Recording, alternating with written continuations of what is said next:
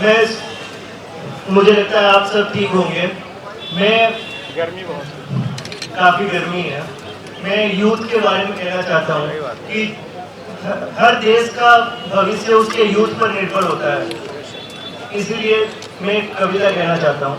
तलवारों के सायों में इतिहास हमारा चलता है, जिस ओर जवानी चलती है उस ओर जमाना चलता है। हम युवा हैं, हमारे पास एक ही तो चीज़ है, करेज। उसी की बदल से हम ही आने वाला कल है।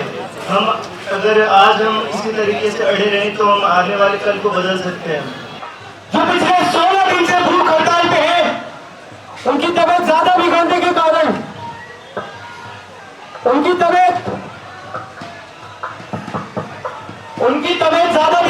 कारण उनको हॉस्पिटलाइज किया जा रहा है। तो एक बार दीपक के लिए जोर का नारा लगाएंगे, भारत माता की, भारत माता की, भारत माता की। हिंदुस्तान का जो एजुकेशन सिस्टम है एकदम करप्ट, एकदम खत्म है।